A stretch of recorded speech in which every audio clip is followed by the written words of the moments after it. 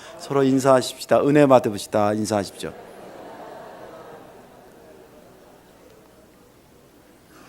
말씀의 제목 한번 따라할게요. 믿는 자는 결코 부끄러움을 당하지 않습니다. 믿음 되길 바랍니다. 믿는 자는 결코 부끄러움을 당하지 않습니다. 제가 여러 해를 목회를 하다 보면 그 상황이 부끄러운 상황인데 정말 어디라도 숨고 싶은 상황이지만 믿음으로 일어나서 부끄러움을 당하지 않는 삶으로 나아가는 사람들을 많이 봤습니다. 경제적으로 부끄러운 상황에서도 이기는 사람 봤고, 또 육신이 약해서 또 어디 시험에 떨어져서 뭔가 좀 잘 안 돼서 그런 위기 속에서도 잘 극복한 사람들을 여러 차례 봤습니다. 그리고 얻어진 것은 역시 믿는 자는 결코 부끄러움을 당하지 않는 것이다. 그런 사람들의 중에서 한 사람을, 한 청년의 이야기를 여러분들에게 소개하려고 합니다. 제가 94년도에 독일에 있는 백림감리교회에 한 달 동안 교환 목회를 갔을 때에 거기는 한 6, 70명 정도 모이는 교회였는데 한 3분의 1 정도가 유학생입니다. 그래서 주로 이제 성악이라든지 혹은 기악 둘 중에 거의 하나인데 성가대원들이 한 10명이나 12명 정도 되나, 보통 중창단 수준인데 노래는 끝내주게 합니다. 성악을 전공한 사람들이라. 또 기악부도 몇 명, 한 6, 7명 되는데 아주 오케스트라, 챔버 오케스트라처럼 아주 탄탄합니다. 그래서 이제 몇 주 이렇게 친해지면서 그 중에 이제 악기를 연주하는 에서 유학 왔던 누군가 아무튼 이름이 지금 기억이 안 나는데 그 장로님 아들이었던 그 청년하고 이야기가 됐습니다. 무슨 악기를 하냐, 뭐 또 어떻게 유학 왔냐, 뭐 이런 얘기를 쭉 하다가 그 얘기를 들으면서 야, 이거 정말 간증이구나, 그런 생각이 들어서 여러분들에게 소개하려고 그럽니다. 어떻게 왔냐고 이렇게 물어보니까 그 청년이 바순인가 뭐 연주를 이렇게 하는 청년이었는데 한국의 대학교에서 떨어진 거예요. 실력도 괜찮은데 그 뭐 그때 상황 따라서 떨어질 수도 있잖아요. 뭐 서울대하고 연대 뭐 이런데 좀 수준인데 봤는데 떨어졌대요. 그러니까 막 낙심이 돼가지고 이걸 어떻게 해야 되나 막 이런 고민에 빠지다가 재수를 해야 되나 보다, 그렇게 생각하고 있는데 마치 그 어머니 아버지가 믿음이 참 좋으신 분들입니다. 오늘 말로 말하자면 야, 믿는 사람은 부끄러워하지 않는 거고 부끄러움 당하지 않아. 네가 무슨 죄 졌니? 그리고 기도하는 자식은 안 망해. 걱정하지 마. 그리고 엄마 아버지가 여러분들 그런 것도 좀 본받아야 돼요. 요새 시험 시즌인데 떨어지고 오늘 막 발로 차고 그러면 안 돼요. 그 아무튼 격려해준데 이게 또 그래도 힘을 얻어서 이 청년도 믿음이 있는 청년이니까 기도하면서, 그런데 3월 돼가지고 동기들이 이렇게 학교 가는 거 보니까 아무리 믿음이 좋아도 인간인지라 마음이 참 힘들더랍니다. 그리고 막 부럽기도 하고 부끄럽기도 하고. 그래도 이제 뭐 연습을 계속하면서 이제 기도하면서 그러는데 어느 날 아침에 기도하는데 자기가 이제 그 악기의 세계적인 권위자가 이제 몇 명 있는데 그 중에 한 분이 독일의 베를린에 있는, 거기는 음악 학교식으로 돼 있어요. 그 유니버시티 안에 아니고 그 독립 학교예요. 음악 학교의 교수님으로, 여자 교수님이었는데 그 교수님을 굉장히 존경했대요. 그래서 그 사람의 CD를 이제 사가지고 듣기도 하고 이제 그랬는데 그 교수님의 CD가 그렇게 생각나더라는 거예요. 그 집에 와가지고 그 CD를 이렇게 찾아보니까 거기에 교수님 학교라든지 이 주소가 적혀 있는 거예요. 왜 자꾸 이 CD가 생각날까? 그리고 또 깊이 기도하다 보니까 성령님께서 감동하시기를, 야, 이 CD 가지고 그 교수님을 한번 네가 찾아가 봐라, 그런 마음이 들더라는 거예요. 알기를 하나, 독일어를 잘하나, 짧은 영어에 돈 주게 갔다 오라고 해도 힘들 건데 그 생각이 기도하면 자꾸 나더라는 거예요. 그래서 망설이다가 몇 번 더 기도하는데 그런 생각이 나가지고, 이 용기가 대단하잖아요. 그 CD 한 장을 딱 들고 독일을 무조건 간 거예요. 그래서 베를린 가가지고 그 교수님을 어떻게 해서 만난 거예요. 교수님 황당하지. 웬 동양 학생이 하나 와가지고 CD를 한 장 가져서 말하기를, 교수님 제가 이걸 연주하는 학생인데 제가 교수님 연주에 늘 흠모하던 사람입니다. 어쩜 저렇게 연주를 잘하실까. 그래서 제가 부족하지만 저희 CD 한 장 가지고 교수님한테 와서 나를 제자로 좀 받아주시면 어떻겠느냐고 그거 간청하러 지금 왔습니다. 그랬더니 그 교수님이요, 그 용기에 감동이 된 거예요. 이게 성령의 역사 아니겠어요? 근데 그 얘기를 같이 이렇게 나눌 때 옆에 사모님이 독일 우리 한인교회 사모님이 계셨는데, 독일 사람들은요 좋게 하면 냉철하고요 나쁘게 하면 냉정하대요. 그래서 이렇게 약속 없이 오거나 더군다나 이렇게 그러니까 어떻게 입학하는지도 모르고 그냥 찾아간 거예요. 교수실로 입학 절차를 무시하고 오는 거, 이런 것은 거의 용납을 안 해준답니다. 굉장히 깐깐하거든요. 그런데 어떻게 해필 그 CD 한 장 가지고 그렇게 얘기하는 애의 얘기를, 짧은 영어에 짧은 독일어를 한 말을 그 여자 교수가 감동이 됐는지 지금도 퀘스천이라는 거예요. 그리고 입학하는데 그래도 한번 연주해봐라 그러더래요. 그 얘가 이제 뭐 연주를 하니까, 당신 생각 수준은 안 되는데 네 열정이, 내가 그 열정이 감동이 됐다. 그러면서 거기 입학하려면 기본적으로 거쳐야 될 교수 사인인데, 하나는 뭐냐면 피아노를 얼마 정도 치는지 그 교수 사인, 그다음 시청이나 청음을 어느 정도 하는지 교수 사인 있는데, 청음하고 시청은 좀 했는데 피아노가 얘가 좀 부족했나 봐요. 그러니까 그 교수한테 이 여자 교수가 데리고 가가지고, 얘 피아노가 좀 부족한데 내가 4년 졸업할 동안은 얘 이걸 오케이 나도록 할 테니까 나를 봐서라도 오케이 사인해 주라는 거예요. 그런 적이 없다는 거예요. 그런데 이 얘기 듣고 또 아이들 CD 붙여서 저 독일 보내고 그러면 안 돼요. 그게 다 아무나 통과되는 게 아니래요. 이 교수가 또 그런 부탁을 안 받다가 받으니까 또 뭐 그렇게 한다니까, 또 전공은 피아노는 아닌데 기본적이니까 사인을 해줘가지고 제가 갔을 때에 다니고 있더라고요. 그 얘기를 하는 거예요. 야, 참 대단하다. 정말 우리가 떨어진 사람을, 시험에 떨어진 사람을 보는 거하고 떨어진 당사자는 이게 감정의 폭이 너무나 달라요. 아니 뭐야, 그럴 수 있지, 용기 주지만 실제 떨어진 사람은 막 창피스럽고요, 부끄럽고, 그런데 믿음으로 그렇게 이겨낸 거예요. 할렐루야. 그리고 제가 와서 몇 년 뒤에 이제 그 목사님을 자주 전화하니까 몇 년 뒤에 그 학생이 생각이 나서 어떠냐 그랬더니 코스웍을 다 마치고 한국에 들어와서 인천 시향에 입단했대요. 예. 지금도 있는지는 모르겠어요. 아무튼 그렇게 얘기까지 들었습니다. 믿음의 사람은 어떤 상황에 놓인다 하더라도 결코 부끄러움을 당하지 않습니다. 오늘 본문에 있는 말씀은 예수님의 12제자 중에서 거의 수제자격이 되는 베드로가 성령의 감동으로 기록한 말씀입니다. 전후해서 총 8장을 기록을 했는데, 이 비록 바울보다는 짧게 기록한 분량이지만 짧다고 의미가 짧은 것은 아닙니다. 짧지만 굵직굵직한 의미들이 여기에 담겨져 있습니다. 베드로는 아시다시피 예수님과 함께 먹고 함께 살았던 사람입니다. 비록 3년이긴 했지만 예수님을 만나고 예수님에게 말씀을 배우고 그리고 예수님을 경험하고 마침내 예수님의 십자가와 부활까지 목격한 사람입니다. 그래서 이 신학자들이 얘기하기를, 이 베드로 전후서를 보면서 예수님이 전한 복음을 제1차 복음이라 그렇게 얘기합니다.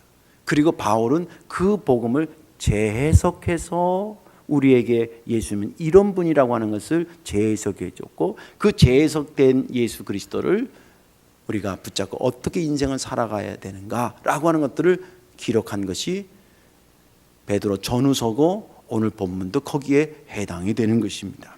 그가 예수 그리스도의 복음을 재해석하기를, 예수님이 누구냐? 그분은 산 소망이다 라고 해석했습니다.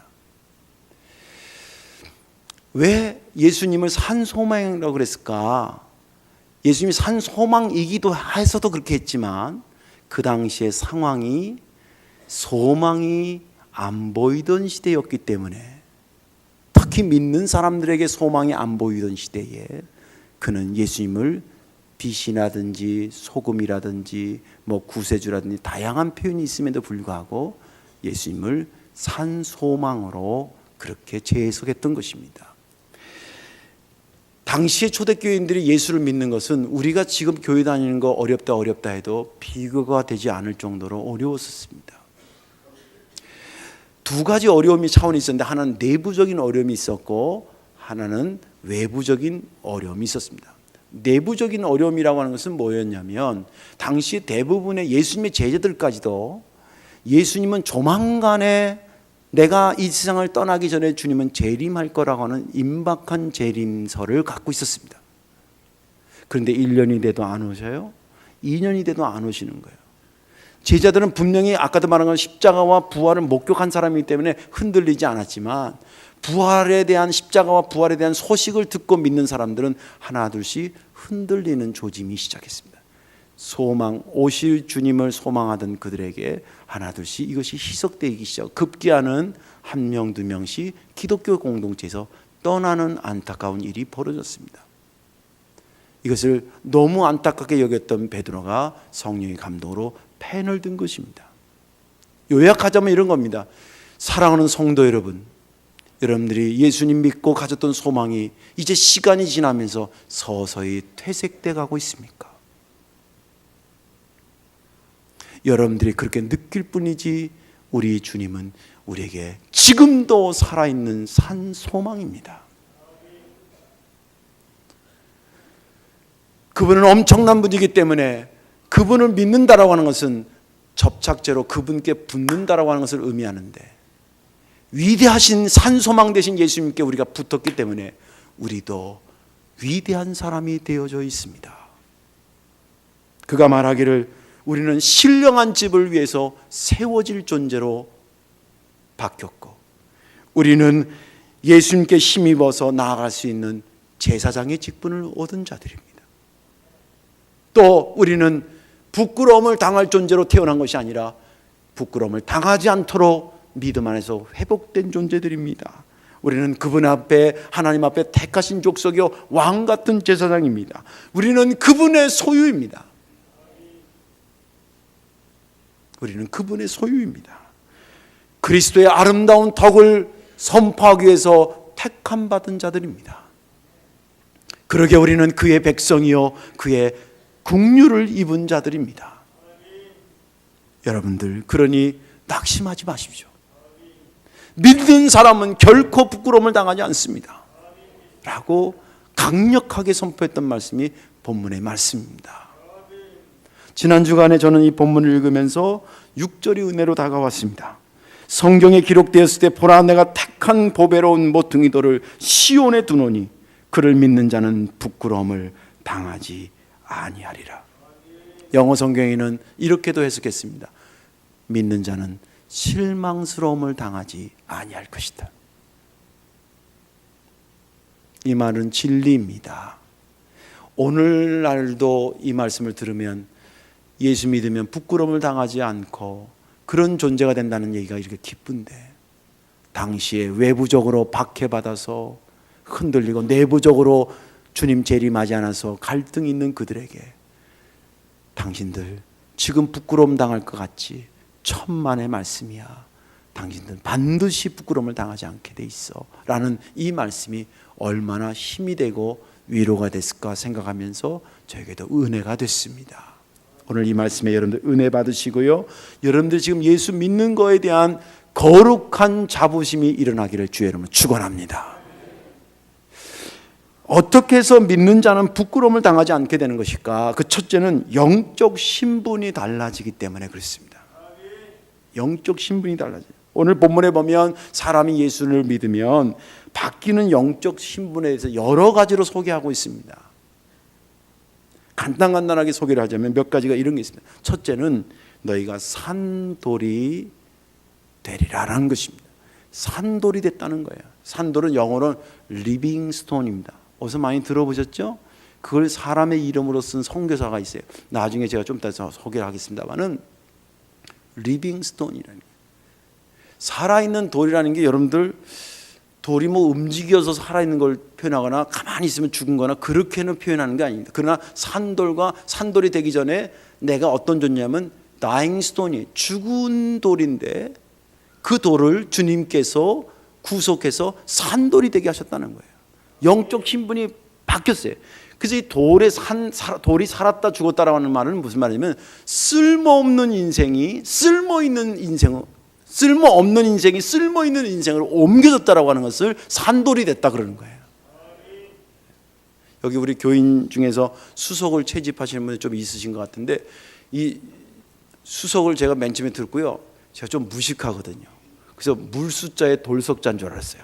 물에서 이렇게 물가에서 주로 줍더라. 그러니까 물에서 건진 건. 근데 그 숫자가 물 숫자가 아니고 목숨 숫자예요.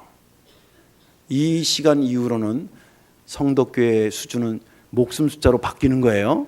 어디 가서 그 물 숫자 아니야? 이러면 안 돼요. 그러면 딴 교회 다닌다 그러든지 우리 교회 다니는 사람은 이 목숨 숫자라고 바꿔야 돼요.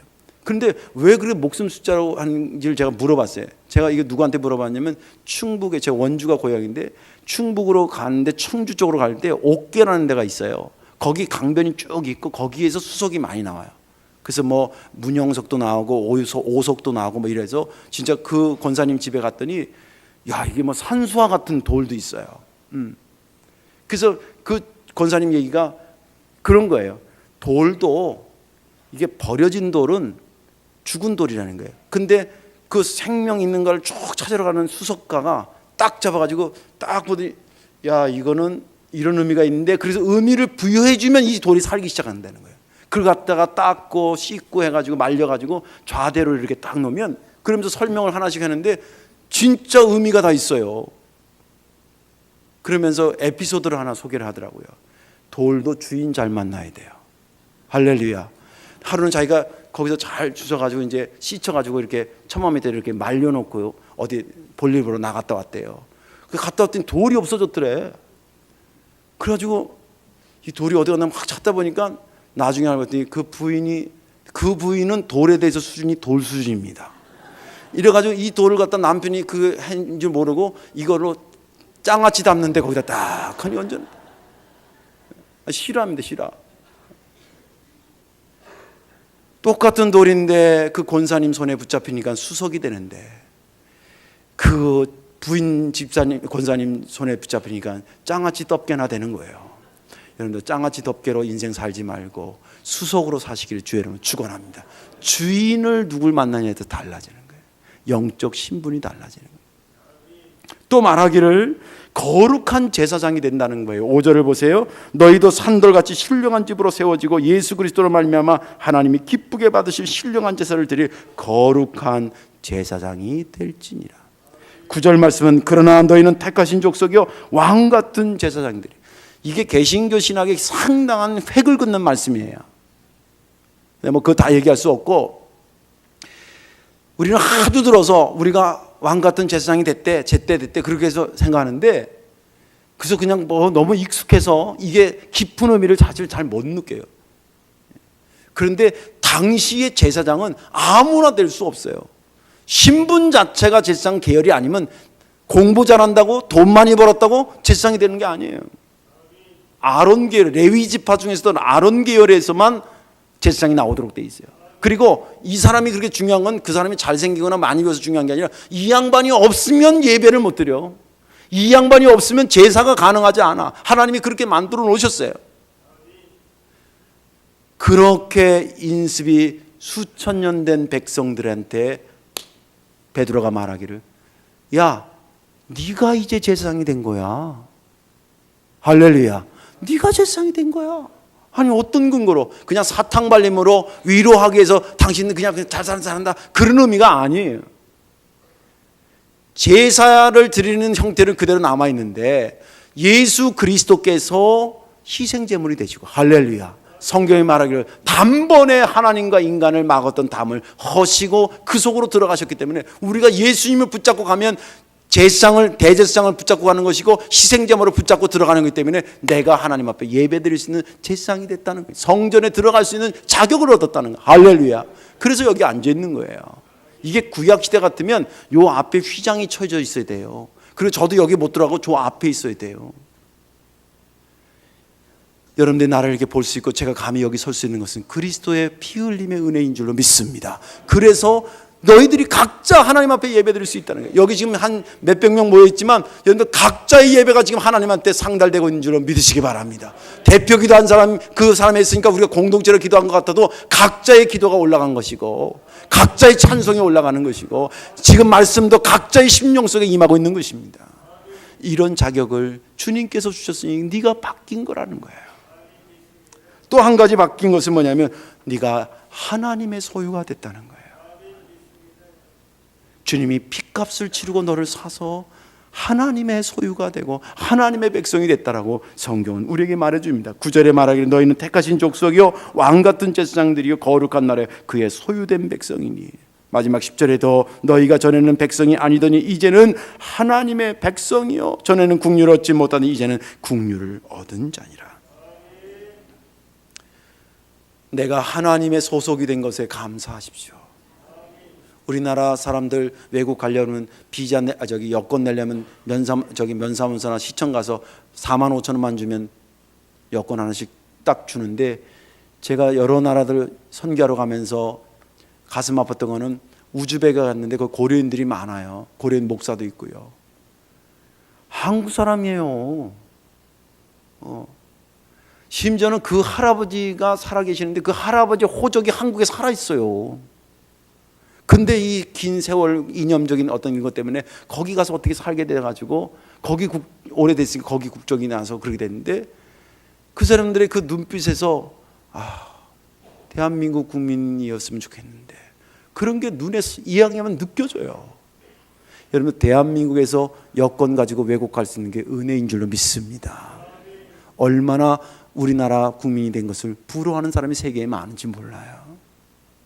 그것을 좀 영적인 차원에서 본다면 여러분들이 하나님의 소속인 거 얼마나 감사한지 몰라요.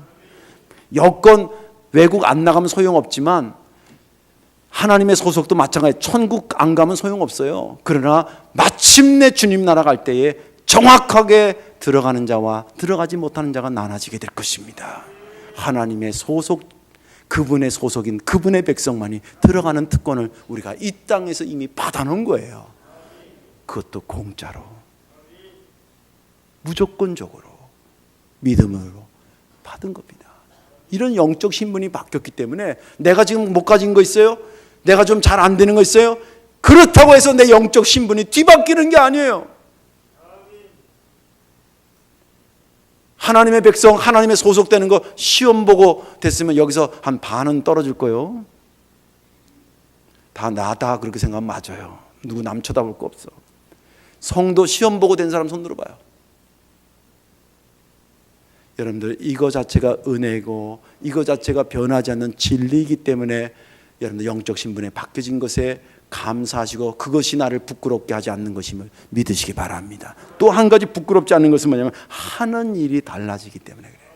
하는 일이. 사람은 어떻게 생겼냐에 따라서 부끄러워지거나 부끄러워지지 않거나 그러지 않아요.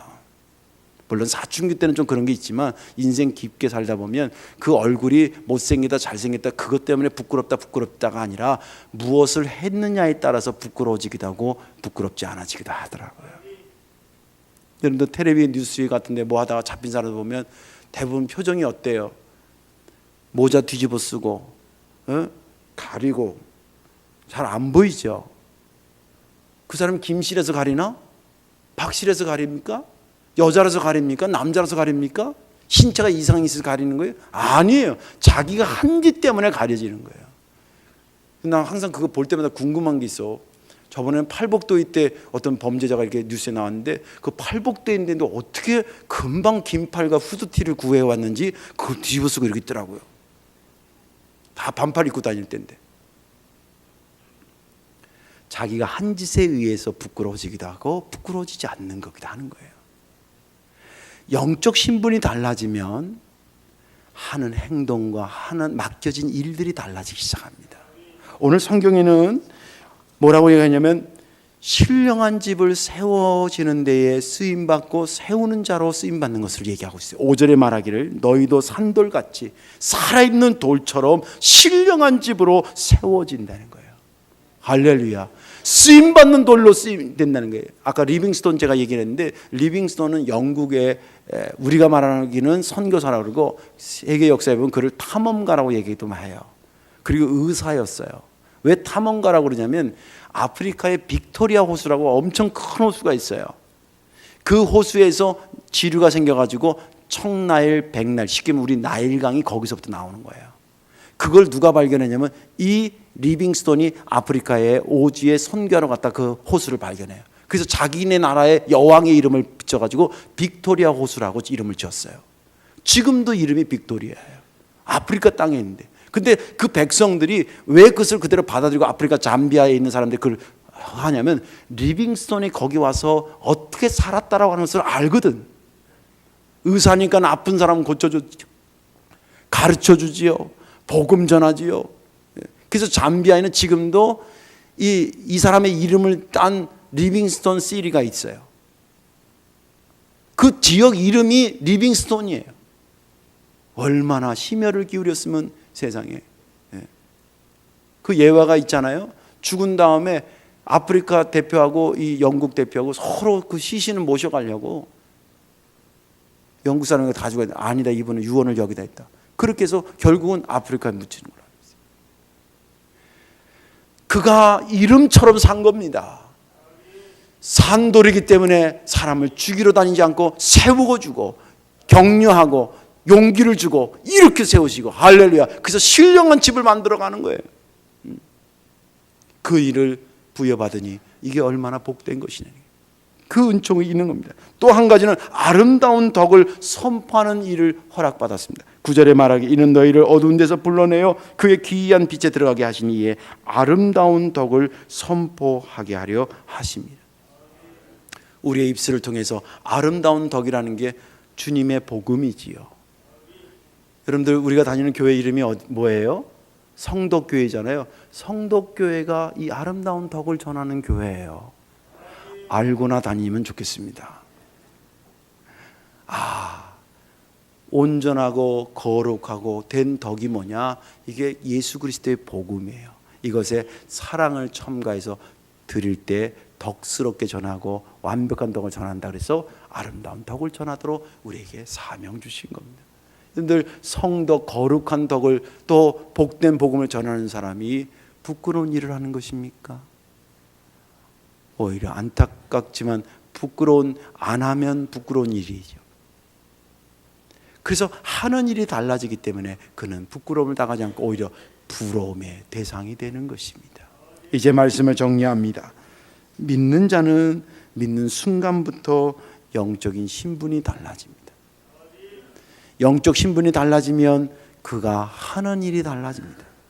영적 신분은 존재적으로 해석할 수 있고, 그리고 영적 신분이 달라진 사람이 하는 것은 외적인 것으로 해석할 수가 있습니다.